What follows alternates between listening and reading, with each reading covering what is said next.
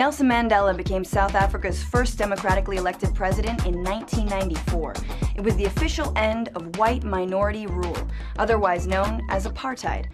Apartheid, you've heard of it, but what exactly was it? I'm Francesca Fiorentini, and this is AJ Plus.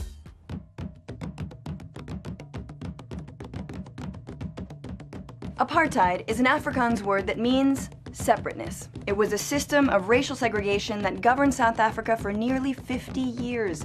It specifically aimed to protect the domination of the white South Africans over non-whites in every aspect of life. But it didn't just appear out of thin air.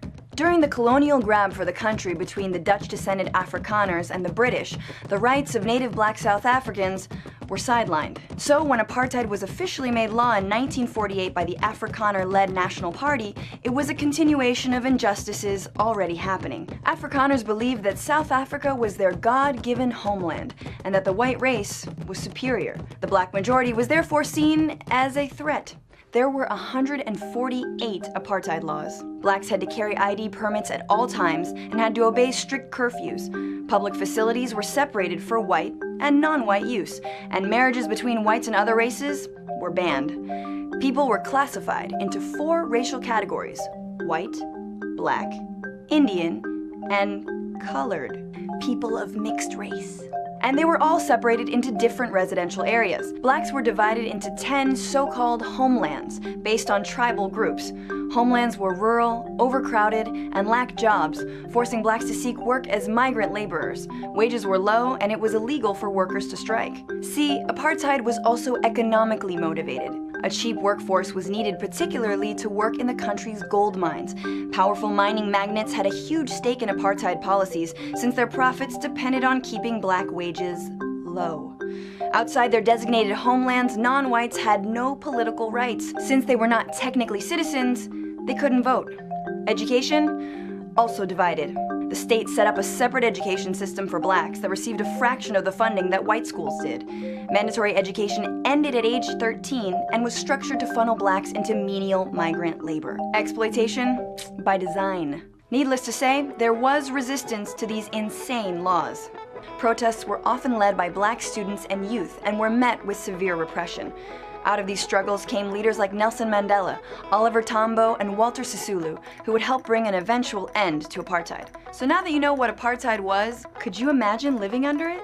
Are there any similarly unjust laws that still exist where you live? Leave us your comments below.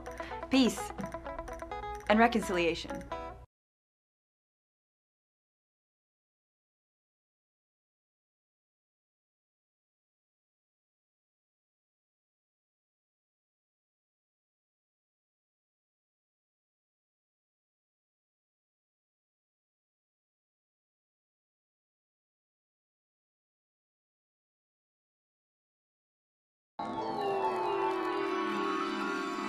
Hello everybody, it is me, Demetra K, and I am sitting here with Donovan. His heart don't pump no Kool-Aid, Sadiq. Right.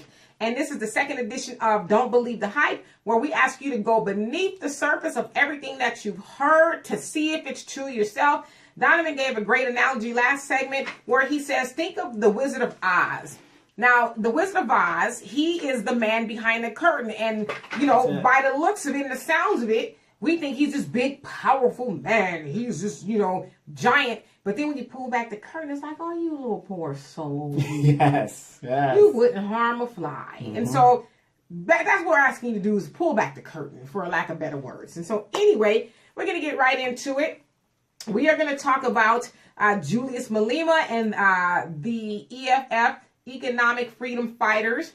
Who is Julius Malema? Well, I'm going to get into that. So Julius Malema is the president of the EFF political party in South Africa. It's one of 3 parties, the other one being the world-renowned, or the most famous, rather, the oldest one, the ANC, that 25 years ago saw the changing of the guard in that the first black president was nominated to that party, that being Nelson Mandela, who is now deceased. Mandela. Right. So then Julius Malema was actually, he joined the ANC, the African National Congress, when he was only 10 years old, and he became like a youth type leader in there up until 2013, when he was kicked out for hate speech, and Right. this is what they're saying: hate dare you. speech, and going against the grain. And so at that point, he decided to form the EFF, Economic Freedom Fighters Party, where they have challenged the status quo. What's the status quo of go along and get along? And so their mission... Time. Take your time. Right. And then there's also another party called the DA Party, Democratic Alliance, where they're more like a central or centrist group, I guess you can say. Okay. And the EFF is more to the left, like way to the left. And so the EFF and Julius Malema was like, yo, we're not going along for the let's get along with everybody. Let's wait. Let's, see if, for lack of better words, the white people over there are going to do right by the indigenous people of the land. And so we are going to take it back. Now, what does that mean when we're taking it back? We are what they call expropriations without compensation. What? Which means we are taking back the land and we ain't giving you white people nothing for it because you took it from us. Okay. From our cold, dead hands. Right. And so why is this going on? Because African people, black people in Africa, South Africa, they represent 80% of the population, but they own and control less than 10% of the wealth. And so they're like, yo, obviously there's a little unevenness here. And so we need to take it back. Clearly, you white people who came over here from wherever you came from, you're not going to give it back to us. You're going to hold on to it. And so we want our land back. Well, the thing is, there was supposed to be, this is called the Rainbow Nation. There was supposed to be some reconciliation that went down after Nelson Mandela got it. That never happened. How many years has it been? 25. And you're saying less than 10% of the wealth has been distributed to 80% right. of And the so people? it's like slow. It's like a slow. You have a faucet has a slow leak, and it's like right. And it just never pools because the longer you put it off, it gets bigger. And bigger. Yeah, but except for this time, it's not getting bigger. It's or, just or is it more like a trickle down economics in the United States? It never trickles right. down. I guess you could look at it that way. And so Julius Malema and the EFF was like, we're not waiting for anybody to do right by us. And so now the ANC has a new president, Cyril Ramaphosa, who Julius Malema continuously accuses him when they meet in the parliament. He continuously accuses him of placating the white people. You're scared of white folks. You got all these white people making all these decisions, this, that, and the other. Right. No, we need to think about black people first. And so his ideology is we're not going to play nice anymore.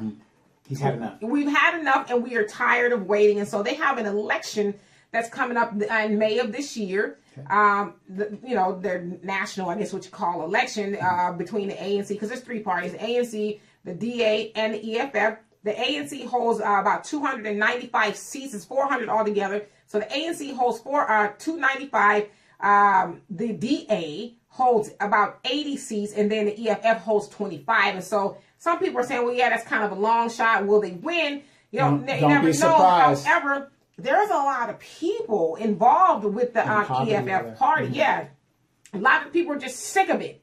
We're sick of waiting. And so, as I said, he continuously holds our President Ramaphosa to task. Like, you're not doing anything. You got in here. We elected you, and you're pretty much doing the same thing as the other guy. Yeah, and so it's been times where interviewers and stuff have asked Malema, well, how did you feel about Mandela? He says, well, obviously I love Mandela. He served under him as well. And he said, but Mandela did it his way. He did it his way, and now it worked for them. Sure. Apartheid ended. Just like Martin Luther King, he did it his right. way.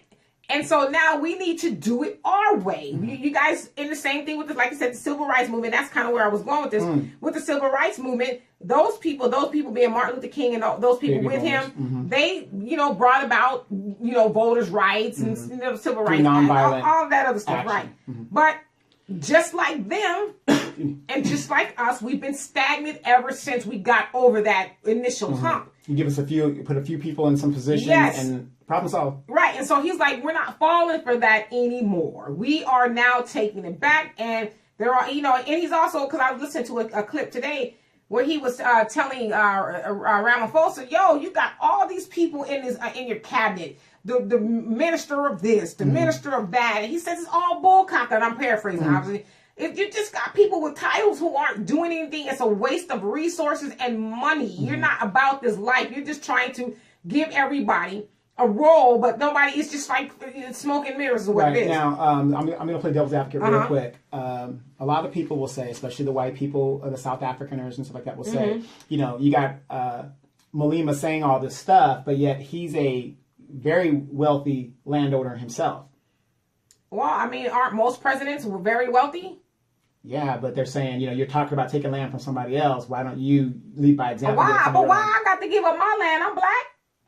Good point. I mean, ain't nobody asking Trump to give up his wealth. Right, I'm just playing. Nobody asked any of the other presidents to give up his wealth. I mean, why? So why? I'm sure Ramaphosa's not living in poverty either. Right. But so, I mean, my thing is this: I don't have a problem with the leader having something as long as they want us to have it too. Okay, gotcha. You know what I mean? Because of course, people that's the banana in the tailpipe. Well, you know, Malema's talking about getting the land back. Why don't he give his land back? Because I'm black and I want my land too. And this is my land, right? Right. Okay. We ain't talking about me. We talking about you. Okay, plain and simple. And so now they're more or less like we're tired of waiting. The wait is over, and so for us, because when I think about what's going on in South Africa, I think about us. Especially what's going on now with our 2020 elections coming up. And we have a lot of black candidates who have declared their candidacy. And it's like, okay. And their coonery. Right. And now so black people over here are starting to wake up and say, okay, we're not falling for it either, because we've been in the same spot since virtually the 1960s. We've been giving you our vote, the Democratic Party, for 60 years. Right. And so that's why I said, let be like, you know, Julius Malema and the EFF, because, you know, nobody's saying it's going to be easy. Because, I mean, you just figure people who have robbed and killed and just did the whole host of other heinous things to get what they got. Of course, they're not going to say, well, you know what? You got a good point. Let me give it back to you. Yes, well, you know, let me play the other side. Go ahead. You've got these Afrikaners, and if those that don't know what an Afrikaner is, that is a white person in South Africa. That's what they're called. They're called Afrikaners. The black people are called niggas. Okay, so, well, you know what I mean. A lot of them stole that land 300 years ago, and they figure, hey, look, this has been in my family for 300-something years. Well, I didn't do it. Yeah, I didn't do it. Even if we did give it back to you, you're not going to cultivate it. You don't know how to do it. Right. And then I've seen some slick people say, too, or give it back to them so they can run it in the ground. Right. And I'm like, okay, in my house, you can't tell me how to decorate my house. I do what I want, but just know this, it's mine. And it's the stupid part about it is how stupid it is. You guys being white people over there, especially, y'all don't get enough of underestimating black people. Yeah, we would sleep at the wheel for a minute, but how the hell, who the hell you think was cultivating it before you came to it? Who the hell you think was growing all this cotton and shit over here in America before y'all, you know, took hold of it? Absolutely. So don't be stupid. Absolutely. So, you know, that's one of the arguments that they're saying in Zimbabwe, which is the former Rhodesia, when Mugabe threw out the white people. Okay, an argument is going to be, well, the economy is going to collapse, hyperinflation is going to happen. But what a lot of people, what they don't tell you is the reason why that happened is because the former white slave or masters over there put an embargo against the country that increased all that. And a lot of times they're in cahoots with other nations, like the United States. I mean, let's just keep it real. So it's not like, you know, it's going to collapse because black people are taking up. No, it's going to collapse because, like you said, it was by design to do that. They don't want them to be successful and be a prosperous black nation. Right. And so the EFF has fashioned this manifesto, and it has a lot of key points. And I wrote some of them down because the document is 170 pages long. Well, a few of the things that they're addressing is land and agriculture, corruption, LGBTQ. I didn't click into it to see what that meant exactly. And then, of course, crime, youth development, health, water and sanitation, finance and economy, and social development, among a whole host of other issues that they want addressed. And so I thought when I was looking at this and just kind of looking at the dynamics of it, I said, wow, that's in correlation sort of to what we're asking for over here as black Americans, if you will. We're asking for a black agenda. And so it gave me a lot of joy because it's like, okay, what I see is black people, not just over here, but everywhere starting to wake up, and we're realizing, gosh, at some point in time, if we just don't take what belongs to us. Now, of course, I'm personally not advocating for bloodshed, although we know in war, I mean, you're a veteran, so I don't need to, I'm preaching to the choir, there's oftentimes bloodshed, and Malema has, said that. In fact, he has been seen and heard saying, shoot to kill. Mm-hmm. And it's going to come to that. Like Malcolm X was like, by any means necessary. At some point in time, we got to stop saying, well, let's just get a seat at the table and talk to them and see if they're going to just give us what we ask for. A point of order. A lot of people, being on the Afrikaners, another problem that they're having is, like, the government tried to give them compensation. So the Afrikaner would say, I want $20 million for this property, right? Mm-hmm. But the government would come back and say, we'll give you $8 million. And Afrikaners like, no, I want 20. Just greedy. And they would, the value of the home, something is better than nothing. But and okay, they won't this leave. is the part and which government was that doing that? South Africa. I mean, I'm saying, but obviously the ANC. Yeah, the ANC. But my thing is, why do we got to give you anything? Why not, if you're going to give these people $20 million, $8 million, why not give it to black people? So they can build. You see how backwards that is? Yeah, like, we want to, oh gosh, white people, we don't want to make you mad. We're going to give you some money. No, they got all they need. Give this to black people. Right, but the white guys are, and that's another reason why they're not leaving is because, they're trying to hyperinflate their property value and get the most money out of it and roll and think that black people if Malema and them have their way, you ain't gonna get nothing up out of it if you don't get on and get gone. Yeah, and I also saw a clip of Joseph Malina, and I'm a big supporter of Joseph Malina. I mean, I was impressed. Julius, I'm sorry, I'm saying Joseph. Julius Malina. Get it right, because that's my intellectual crush. Yes, okay, I got a crush on him. Yes, I mean the brother's he's on fire, but he has a lot of idiosyncrasies too. But who doesn't? Yeah, but he was saying. They haven't called for mass extinction of whites yet. He did say yet. But if they keep doing what they're doing, it's just a matter of time. But he also said that, and I saw the video 2 nights ago, where he was saying, where these white people are, coming up with these stupid rumors, like, oh, you're going to give the land, it's just going to, he said this. Let's say somebody comes to you and he's a DJ. The government is not going to give land to a guy who's a DJ who just wants to play music. They're just not going to just distribute land to people who don't know what to do with it. You give me some land, I'm going to figure it out. Right. But, Joseph Malina was like, we're not stupid. Well, the cold part about that is they know we're not stupid. Right. They know that. And he also said that the fact of the matter is the Afrikaners have nowhere to go. Yeah, they do. And back to where you came from. And the Afrikaners have appealed to Donald Trump to step in. Donald Trump, like, I'm robbing the Negroes over here. Especially as these elections are getting closer and closer. Trump, my view is that Donald Trump is contributing in this debate which is going on. And in the process of contribution, Donald Trump made a similar contribution that were made by white people, all of them, in the hearings, in the public hearings. Donald Trump is not saying anything we have not heard from white people in all the hearings. I even commented and said, I'm still to meet a white person who support expropriation of land without compensation. So why are you shocked? I see leaders of the EFF and everybody responding to Donald Trump. I don't have time for nonsense. I expected this. And more backlash is going to come. If South Africans are not ready to expropriate the land because they are scared of sanctions, they are scared of backlash, then don't vote for the EFF. Because you vote for us, we are going to expropriate land. And Donald Trump will come for us. And Britain will come for us. And the EU will come for us.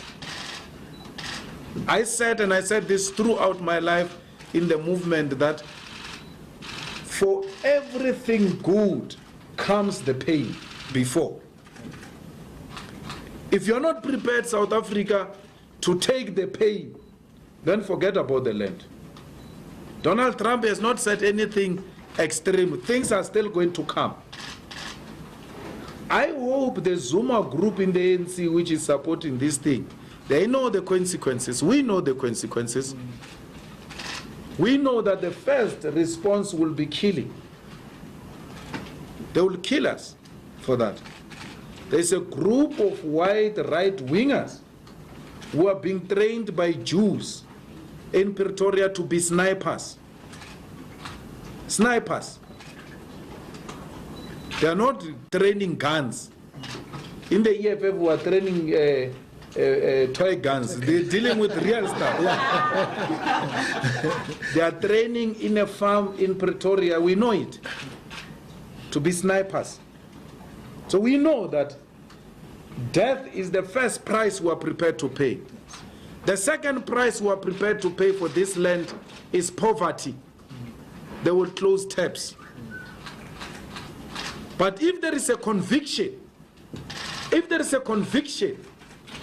and not sloganeering and public opinions, then we must be prepared for everything.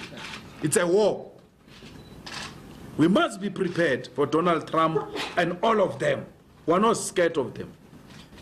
We remain unshaken. Actually, we are more determined after the Donald Trump tweet to expropriate our land without compensation.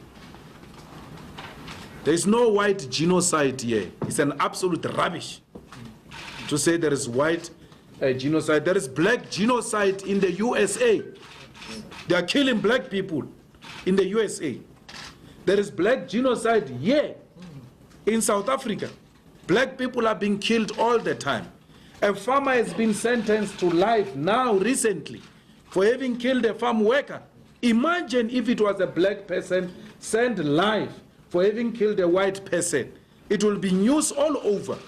But this black person was killed and a white farmer sent to prison for long time in jail. It's once off reporting and it's done. There is no scientific evidence that points to any white genocide in South Africa. It's not true. And we're not scared of such things.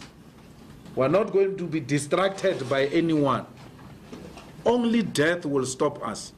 Not Trump, not poverty, not sanctions. We have all of them in our mind. We know the consequences of what we're asking for. We know it. And it's not like we're going into this thing without knowing the consequences. So AfriForum is the embassy of the USA. If you want issues to reach USA, go to AfriForum. Then you shall get a proper response. But otherwise, AfriForum is nothing to us. We're not scared of AfriForum. We're continuing business as usual. Not that we're not these Twitter revolutionaries who say all sorts of things about Donald Trump. If you were to say to them, all of them, let's go to the US embassy, none of them will come. They tweet from their comfort beds with bed heaters. So we are on the streets. We're fighting this thing on the streets. We are on the picket lines. That's why we're not shaken. We know this is what people want. And if there is anyone who's in this thing without knowing the consequences, then you are in the wrong place. Cyril, you could hear the man is in pain to explain these things in Parliament yesterday. He calls me Musima Imani because he's troubled. He can't even think straight. He's in pain. It is the most difficult thing to explain a policy you don't believe in. How do you say you must expropriate land and give people title deeds? Our people, and I will not disagree with them, if they were to have a paper like this called the title deed, they want to eat title deed. Here is a paper called title deed, yet you remain poverty stricken. And here is a man with money who says to me, give me that paper, I give you the money to eat now. They will take the money. You are setting our people up for failure when you talk title deeds. Always in politics, you must ask the question, who's raising this and who stands to benefit from this? They are going to give our people title deeds. Our people are going to use those title deeds as surety. and they will not be in a position to pay the debt, and the white people will come and take those things. And the story that white people stole the land will disappear, because they will say, no, we took the land rightfully so because they couldn't pay us. They were owing us. So they are going to give you the land and come and buy it from you close to nothing, because you will not have money. You will need money now. He says the reality is that people who got the houses now and title deeds have not sold the houses.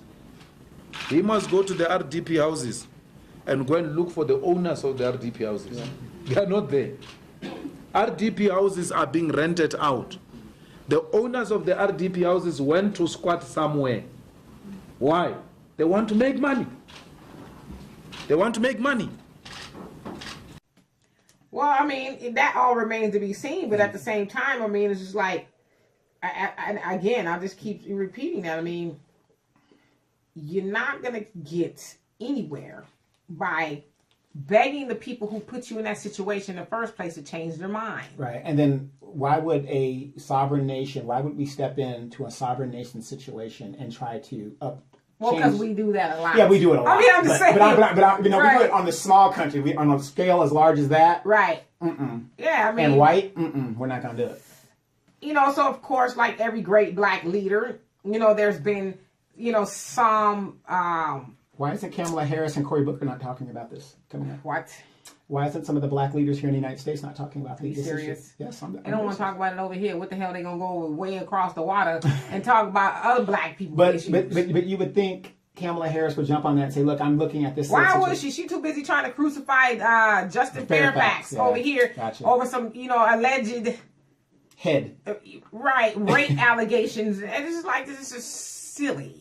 Honestly, I'm not saying that sexual abuse is silly. I'm not saying that, but what's silly is, you know, hanging a man for something you don't even know he did. It's like, golly. You know, but anyway, so yeah, I mean, at some point in time, it's going to go back to where it's going to go. You could put whatever you want in the place of it. But it is going to go back to its rightful people, whatever that is. That's just the way it works. So let me ask you this. What do you think is going to happen come May and come this year in your following of this story? I mean, just mathematically speaking, unless something miraculous happens, I don't see the EFF taking over. Okay. It'd be nice. I mean, I think the ANC will hold. I mean, 295 seats. That's kind of that's hard. That's hard to catch up to. But you got to remember, 80% of the people are in poverty, and I think they're kind of waking up. Yeah, I mean, if they can get them to do that. Yeah, I think if they can get them to do that, absolutely. I mean, they've got to be on the same page with Julius Malema and the EFF too. Like, we're sick of it, and we're sick of it because it's one thing to just be sick of it, and it's another thing to be sick of it and do something about it. Right. Otherwise, you're just sick of it. You know. We've been working on, and for the listeners, real quick, I know this is your segment. I think this is very important. Me and Dee have been talking about what's been going on in South Africa for over almost 2 years now. Yeah, about a year and a half. You know, but we've been kind of keeping up on the stories like that. I think it would be very, very good that we actually go down to South Africa. Let's go and take a look for ourselves and do a broadcast from there and see what's going on. Cape Town, which is because I don't want to go to Johannesburg. They say it's pretty bad crime, everything that's going on, and the poverty. Oh, well, shit, you should be used to it over here in Edgemont. It's the same damn thing. But remember, I'm the Duke over here. It's different. I'm the Duke. I'm at the top of the food chain. Right. So, right. But I think Cape Town, where the the area is over there, which is very good, and not very good, but you know what I mean. It's a little bit. They say for tourism, they want you to do that. And I think that we should make a trek over there a little bit after the elections and see what's happening. Yeah. And then see what's happening for ourselves. Because I get tired of people watching us on YouTube saying, these niggas over here just talking. We don't just talk. We actually go out and we give a firsthand accounting of what's going on. Absolutely. I think that's a fabulous idea. And I don't think Dee will be coming back.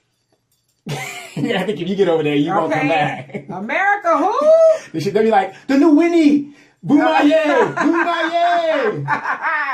Well, not quite like the new Winnie, because Winnie, you know, she overall she was okay, chick. Yeah, she was okay. And she was feeling, you know, that's one of her things. She was like, this is taking too long. Right. I mean, so at some point in time, we just got to say, yeah, it really is taking too long. Mm-hmm. At this point, they're not going to do it. Right. They're not going to give us any justice. And it's like, to me, it's crazy. I never understood that concept of continuing to beg somebody who is doing something adverse to you to stop. That's what they do. That's who they are. You're asking people to stop being evil. That's just who they are. And so at some point in time, you got to protect yourself and say, okay, me begging them to be nice to me is not working. It's not going to work. I need to do something else, take another course of action. And so, like I said, I mean, I can go on and on about Julius Malema because I love, and Al, this is in my mind. I just love men who are just unafraid and unapologetic. He's just like, you know, because of course, you know, the people are trying to kill him. Of course. And they just, one of the leaders of the EFF just got assassinated. A woman, I can't think of her name, escapes my mind, but she was just assassinated in her home, you know. So to do these things knowing that your life is in danger, like I was reading that he being Julius Malema was accused of physical battery abuse of an officer. Anything this man does, they try to trump up charges on him. But he's like, no, that's some bull caca. Mm-hmm. What happened was they came in my face and my people jumped in the middle because we know that's how a lot of times they get two leaders, they cause a distraction, stab him up or something, and then he dies. And so they're like, no, we got them out the way because they came too close. Yeah, we just don't want to risk it because everybody knows that there's been assassination attempts on his life. And sometimes Ramaphosa might be behind. I mean, he might, because if you see, you know, when Malema goes to these meetings and stuff, he is just like, I mean, what makes me mad too is this lady, I don't know who she is. I guess she's the what do you call it, speaker? Speaker of the House. Yeah. Mm-hmm. She's always interrupting. Okay, don't talk like that. Don't say those things. I hear her. And then, you know, the crazy part is I don't know who this white dude is. He's part of the parliament somewhere too. But he gets up and says, like, while we might not agree with what he's saying, stop interrupting him. Mm-hmm. Because it's causing, and then people are hollering and screaming. Mm-hmm. He says it just creates chaos. Well, black Let people, him speak. Isn't it funny how black people all over the world are the same?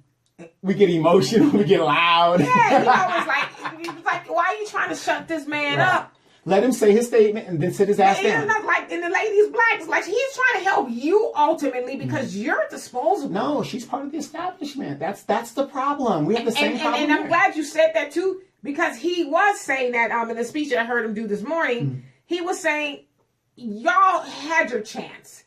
He says, you older people, not even necessarily old, like chronologically. That sounds like what I say about the handkerchief head here. Yes, and he was saying the people with the old ideas and the people who are just, let's just move on. Yeah. That's what he says, you guys need to get up and let new blood come in there with new ways of thinking because you guys' way is not working anymore. Haven't I been saying that? Yes. In my political thinking? And I thought about, like you said, the situation over here. It's like, it's the same thing. You got these old people do your John Lewis impression. Yeah, march with Martin Luther King, and we're going to do this, and we're going to pray, and they're going to beat our heads in, and, you know, I march for King, you know that, right? Right. So you got those type of people who want to hold on to, you know, the past, back in the day when we was marching. I'm going to the bridge. Yeah, it's like, okay, well, that was 100 years ago. Like, you can't continue. You're a footnote in history now. That's like if I have a car from 1965. Classic. I can't apply 2019 technology to it. Right? Yeah, it's not going to work. I got to do what, you know, I got to stick with that way of doing things, and that way of doing things is not necessarily good. I might need a new car, right? So I can go achieve other things, and so that's what he's saying. You guys need to get up. Let us let in. the next generation in. At least give us a shot. To see if we can go farther, take that baton and go farther. Right. But we can't take the baton and go farther if you don't give it to us. Right. Well, you know, you need to wait your turn, and you know, that's not the way you do it, younger. And then you got to wait and just wait for the people to. Well, here's the funny thing: older blacks here say the same thing. Yeah. Now, Maxine Waters is what, 79, 78 years old? Is she? Yeah, she's up there. Oh, wow. She's about 78 years old. Mm-hmm. We're almost 50. We would be the child of hers. Who's we? Well, me. I'm 50. You're about 27. So by the time they pass on, I'll be in my 70s. Right. And that's the problem. And then you'll be like, shit. Yeah, that's the problem. What was we fighting? No, yeah, because think about it. My idea is our heyday was the 80s and the 90s. Right. We're in the 21st century now. Well, I don't know about you, but I'm in my heyday still. Well, you're a woman, that's why, so... I'm going to be in my heyday until they throw the last bit of dirt on me, okay? Right. I'm going to stick my finger up in me. Oh, wait. Everybody, when Dee dies, we're going to get her that... have you ever seen those funerals where it's a theme funeral? Dee's going to be that chick, that old grandma that's at the table with the drink. No, I'm going to be... Y'all going to bury me. Y'all going to bury me on my podcast with my fist up. Oh my God. Right. I want y'all to have RBG colors behind me. That's it. All of that, yes. That's it. But let me ask you this. Why should we care about what happens to them? What significance is that going to have on us here? Why should we care about the Africans over there? Yeah. Because we are one. We are one. We're one. We are one. Frankie Whether we know, Beverly Mays, yes, absolutely. A great song. Yeah. Whether we know it or not, we are one. And it's a schism. What happens to us over here affects them and vice versa. And so eventually, like Marcus Garvey, his whole thing was it was Pan-Africanism. Let's get together. Everybody in the African diaspora, if you will, get together so we can go do our thing. Absolutely. And so it's important. We should care about them. I mean, because eventually a lot of people talk about, well, let's go back to Africa. Well, what are we going to go back to if it's all in shambles? Right. But I'm sure a lot of Africans want to come over here. Well, we hear a lot about, Africans don't want to mess with us, but that's not necessarily true. No, they want to come over here because of the resources and stocking and taking advantage of the system. Wouldn't it be nice, though, if they can come over here and come to a black community, which are fizzling out? Wouldn't it be nice if they can come and set up shop? Hey, let's go to Little Africa in the United States. Or Nigga Town, whatever you want to call it. I don't want to go to that. Yeah, but... I mean, I'm just saying, so we got to care. At the end of the day, there's a lot of divisiveness going on. Oh, well, they're Africans. They're not really black people. Yeah, they are. So let me ask you this. So basically what you're saying is what we see going on over there is a mirror image of what is actually happening here as well. Absolutely. And if you look at it, it is. Black people are oppressed all over the world. We are oppressed, so... Really, it doesn't matter where you are. We're all going through the same thing. And as soon as we realize how great and mighty and powerful, same thing, we are, that's when we're going to take it back. And I think that's what but I know that's what people like Julius Malema is striving for. Right. And same thing with Marcus Garvey. He says, up, you mighty nation, accomplish what you will. And so he's saying the same thing. Farrakhan's been saying the same thing. Yeah. Malcolm X. Everybody's been saying the same thing. What's going to happen is going to happen, and we'll figure it out. Right. And, and that's the thing, too. And like I said, I don't advocate bloodshed, but in war, because that's where we are at. Maybe not physically necessarily, but definitely mentally as black people. We are at war, not only with ourselves, but we are at war with the oppressor. And so sometimes... it's going to take a little bit of bloodshed and some unnecessary things lies. That's not pretty. And what happened to the warriors in our community that wasn't scared to get out there and perhaps risk a life at the worst case scenario? What happened to those people? You want the answer? Yeah. Single motherhood. Well, I mean, but again, we can get into that. I mean, you can't, in order for a mother to be single, it has to be an absentee father. Right. But when the black woman is willing to accept Uncle Sugar's you know what though? And you know how I feel about that? Uncle Sugar, Donna, I told you to never use that reference again. I'm gonna whoop you. Uncle Sugar. My thing is this. Yeah, because I do believe in, I'm not a feminist, and I do believe that is a big block problem. Yeah, and we know that feminism, and along with the government came in and helped escort the black man out the household. However, once segregation ended, so did the opportunities in our neighborhood. What opportunities? Our businesses and our unity, that all ended. And so our skill set. Right. Once that ended, and then you had the whole feminism and the socialism come in. Yeah, the black man, he can't work.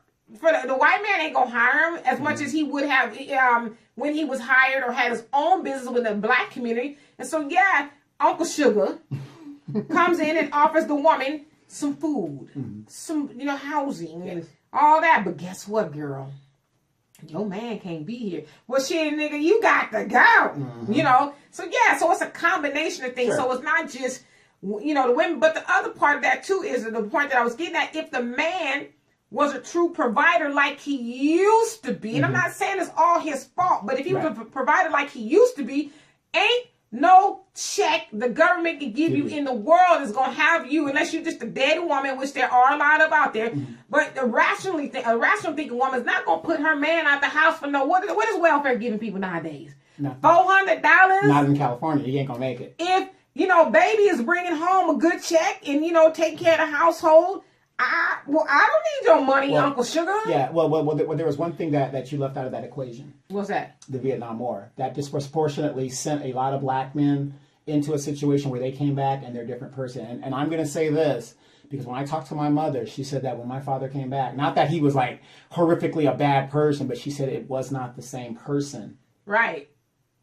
That came back. And he was, we had a whole generation of black men that served that came back. And if it was somebody like my father who was a conscious objector who didn't go, and they labeled him as being mentally off because he was like, I'm not going to fight the white man's war, because when I come back, see, my dad was woke very early in life.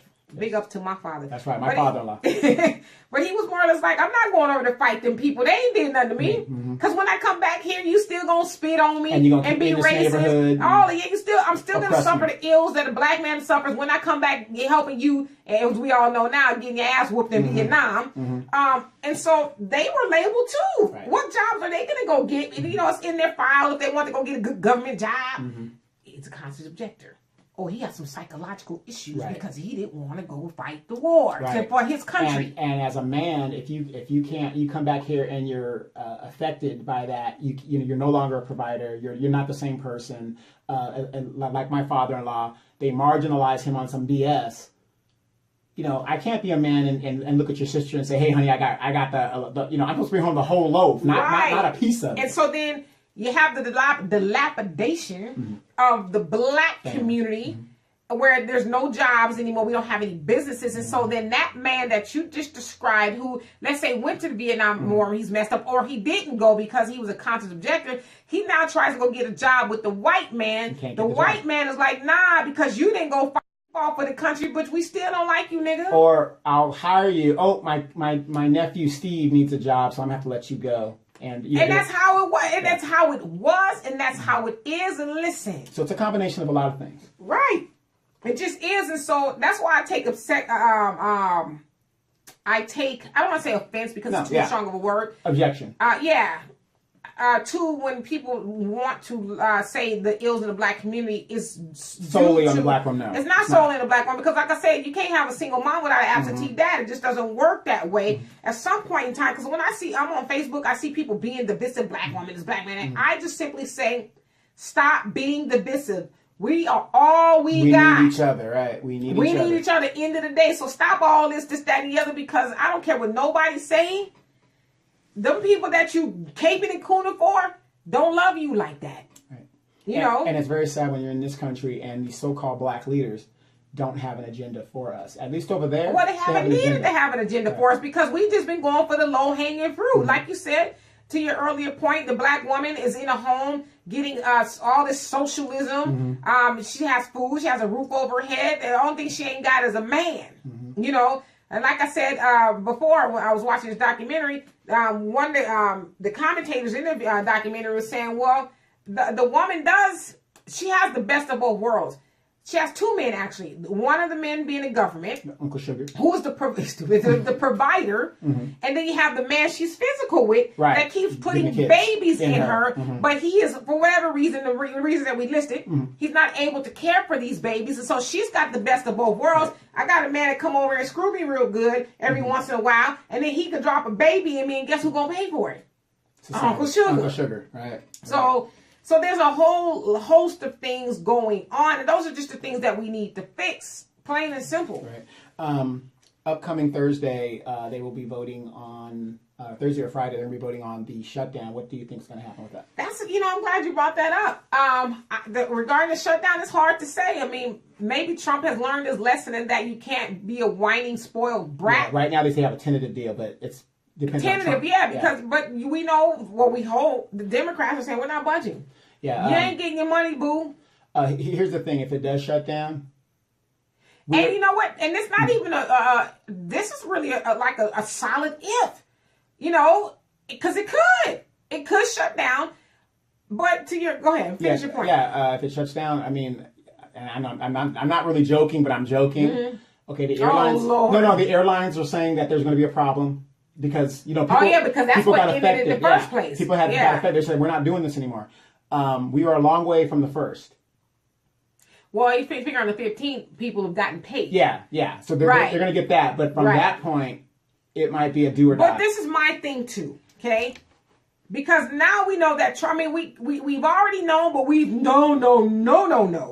Don't you know no good? We know that Trump don't give a damn. To the tune of hurting even his own people, who are his own people, white people. Because there's a lot of white people who work for the government, there's a lot of black people too, but there's a lot of white people, air controllers, all kind of people who were affected by this. But my question is this: when you got all that back pay, as to your mom said, though, however, was taxed to death, did you string it off? Did you say, well, in 3 weeks, we got another shutdown coming? Right, or the women, potentially, or the people that filed for the electronic taxes and got a refund ready. Are you going to go trick it off, or are you going to save it and wait and see how long this is going to last? I mean, because honestly, I think this is what a lot of us have to ask. I mean, I wasn't necessarily affected by the shutdown, but eventually, we all were going to be if it continued to go. I know people who weren't even working for the government. Who were getting sent home early because they couldn't get their cargo off the water. Right, and eventually it does trickle down. Everybody gets affected in some way. Yeah, in some shape or form. And, people get affected. But the question I have is, what lessons did we learn from the that? last one? Yeah, from the last one. Because we, like I said before, and not just me, but Donovan has also said, when the first shutdown came, if you were versed even a little bit, you knew that it didn't pass in October, and they only extended it until December 22nd. 3 weeks. And so how many of those people who were on CNN and on Twitter and all that were at the malls spending all this money, not thinking the government was going to shut down, and when it did, the kids got all the stuff they needed for Christmas, but now your ass can't pay the rent. Mm-hmm. So it's like, did we learn anything from that? Did we say, listen, Betty, you better go on and stock up on them beans and rice. Wait, you came in here and saw my crock pot, and I'm right? mad I can't eat it because you got some goddamn ham hock in there. Okay, I can't eat it. But, red beans and rice. I'm ready to go. But did we say that? Okay, this time we're not going to spend all this money. We're going to pay the bills, and we're going to live like a shutdown is looming because essentially it is. What did we learn? Exactly. Because after everybody got their money, it was just like back to normal. Yeah, you didn't hear anything else about it. Even still, we got 3 days to a potential shutdown is coming, and you still don't hear people talking about it. But you're only gonna say that's why. Like, I'm in PR, and I believe in being proactive and not reactive. Because what happens if Trump says he folds his orange arms and he says, "I'm not budging. Well, then the government shut down." Then you're gonna hear. That's being reactive. They asked Kamala Harris about the impending shutdown. You know what she said? I hope. That was her answer. I hope. Yeah, she got bigger fish to fry now. She's trying to become president. I ain't going to be affected by it. I'm going to get my check. But that's what I'm saying. You're a senator. Your job is to pass bills and legislation and fund the government. Make a deal. I'm the greatest negotiator. I'm the best. So you just leave and because you're not. Yeah, that's how Trump negotiates. Right. I want my way. I want my wall. If I don't get my wall, then I'm going to affect everybody. That's what narcissistic, just uninformed, ignorant, dangerous people do. Yeah. They affect everybody. It's they don't practice utilitarianism. Mm-hmm. They practice it's all about me. The other way around is for the greater good of everybody. And you shutting down the government is not for the greater good. It's for me. Right. Because I want a wall. Did you get my point? Right. I'm trying to make a point. Yeah, well, what point is you making? And you got people who are literally talking about they're going to get put out of their house. And that's just the fact. And just think about the people whose credit has been destroyed. Yeah. I mean, it's just the fact that over 70% of Americans are living check to check. It is said, and we hear it all the time, that the average American cannot afford a $400 emergency. I was listening to the state of the California this morning. This morning when Governor Gavin Newsom was speaking, and he was saying it's a tragedy that 61% of millennials cannot afford to live here. They cannot. It's to the point to where even all over, the millennials are not even having kids because it's like, what the hell am I having kids for? I can't eat. The smart ones. Right. Well, the ones who don't want government assistance and say, hell, I'm having a hard time eating past these top ramens.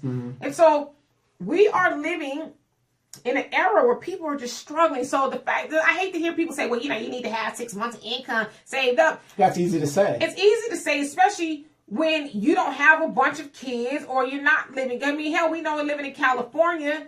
It's expensive to do anything. When the gas goes up or down, that affects people's pocketbooks here in California. Yeah, I mean, it's just a fact. And so, a lot of people, if the shutdown happens, they're not going to be able to pay their rent on the 1st. And it's the long-term damage is your credit rating and the new FICO scores that we talked about weeks ago. That they've changed the rules and how they do that and how they score. If you have some credit card balances, you saw that mess go up. I saw mine. I was like, yeah. I paid off all mine. I got rid of all mine. But these are things that we talk about, and I got to give a quick shout out to the new black media for keeping your foot on these people's necks and getting that information out, because people don't believe it or not, this is the way we're communicating to each other. Got to, and I impress upon the young people. If you're going to do YouTube, leave all that silliness alone. Yeah, I mean, it's cute to be entertaining. Yeah. But if you're, because I was speaking to, I liken her to my daughter. She's my oldest daughter. Sure. She's starting a YouTube channel. And she says she's going to be doing the same things and, trying to wake up her age demographic, which is, 29, 28. She's trying to work. I dated myself. But she wants to use her YouTube channel to do those things. And I said, well, you know what? You go, girl, because your generation needs speakers because you guys are going to be coming up behind us. Right, fact finders. They need fact finders. Right. Going back to what we're saying, that was the whole point of us starting what we did. I mean, it ain't much to a lot of people, but when I see over 15,000 people on the Demetra K show listening to what she says, I mean, that's better than the let's say 40 people in the immediate area that you might know. Hell, you know what my motto is? If you reach just one, sometimes all you need is one. You just need to reach one person. If you change one person's mind, you've done your job. Right. I mean, because you don't know how many people that person knows. So just, I always say, like, in our community, we want to, put on this cape and go save all the black people. But if you start at home and everybody starts at home, all the black people will be taken care of. The mathematics add up as you go down.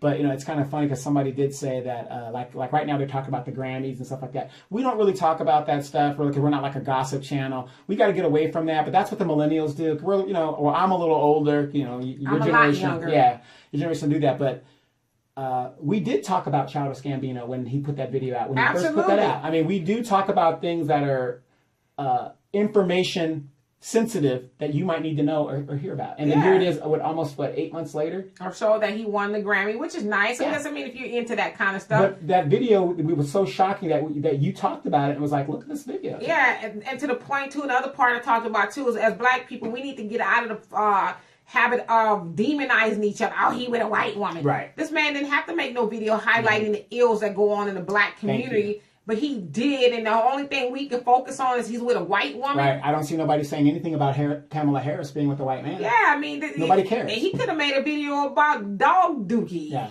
if he wanted to, but he made it about black people to bring awareness to it, and it did, to the point to where nations all over the world were making their own, this is Africa, this is whatever.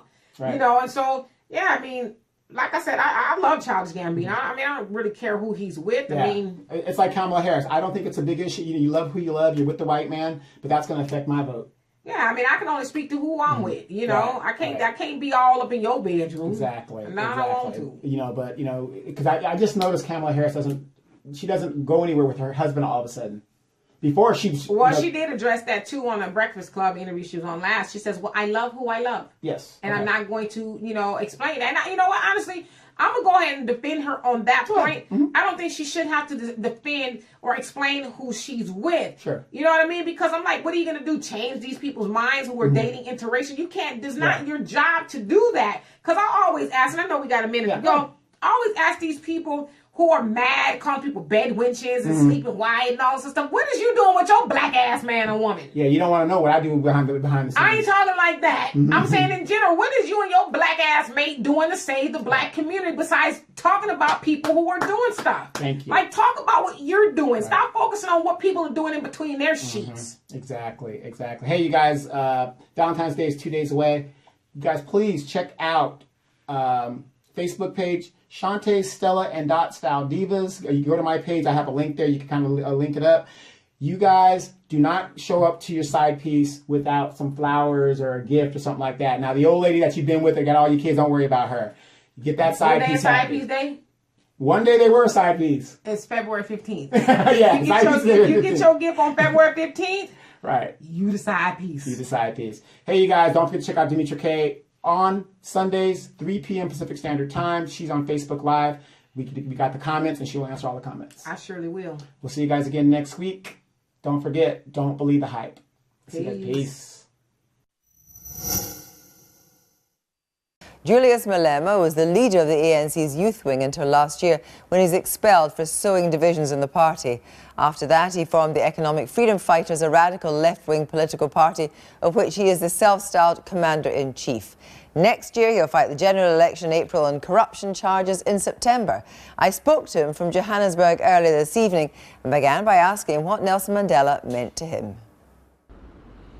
President Mandela meant everything to us, the unifier, the father figure, the reconciler, commander-in-chief of Mkhonto Wesizwe, the Robben Islander, the exiled, the volunteer-in-chief who went around in the 50s collecting the demands of the people to decide what type of freedom the people wanted. Do you think people really understood what Nelson Mandela was? I think you have recently emphasized the fact that people should remember he was a revolutionary. We understood very well what President Mandela was. President Mandela was a fighter. President Mandela was a militant, radical young person. And we have had an opportunity, some of us, to serve in the same organization he served. Some of us had an opportunity to occupy the same position President Mandela occupied when he was a young activist in the African National Congress. And therefore, in everything else we do, we seek to be like him, and we understand what he represented as a father of the nation. Nelson Mandela would never surely have agreed with your policy of seizing white farms. President Mandela believed in the Freedom Charter, and the Freedom Charter, which he was a volunteer says the land shall be shared amongst those who work it. And he believed in the people of South Africa sharing the land. He actually has fought for the reinstatement of the land into the hands of the rightful owners. Yours are the politics of Robert Mugabe, not Nelson Mandela. No. Our politics are inspired by both. Remember, President Mugabe and President Mandela are the products of the same youth formation. Both of them served in the ANC Youth League, and therefore their struggle has been the restoration of dignity of the African people. And we think that they remain an inspiration to many young people who are actively participating in the struggle for the restoration of the dignity of the oppressed African masses in Southern Africa. You're facing charges of fraud and money laundering, corruption charges. These are surely not the attributes of a leader, someone that wants to be president of South Africa. Look, those charges are manufactured by those who cannot merge our political our ideas. They are suffering from poverty of ideas, and as a result, because they are unable to defeat us ideologically and theoretically, they now opt for monkey tricks and manipulate state institutions to settle political differences. And I have no worry. I actually believe that within a short space of time, before we know it, these charges will be cleared by the National Prosecuting Authority. Are you contesting seats in the elections in April next year? And if you are, do you expect to win? And will that be a step on the road to President Malema of South Africa? That's true. We are contesting elections next year, and we are a government in waiting, and I am the leader of that government in waiting, and we shall fulfill where President Madiba left. We are here to pick up the spear and continue with the struggle for total emancipation of our people. And we are confident that we are a viable alternative here in South Africa, because those who are in power today have undermined the legacy of President Mandela. They are now self-serving. They are stealing from the poor to benefit themselves and their immediate ones. And we want to undermine that by restoring the legacy of President Mandela, where we bring about an accountable government which will deliver to the poorest of the poor. Julius Malema, thank you very much. Thank you very much, ma'am.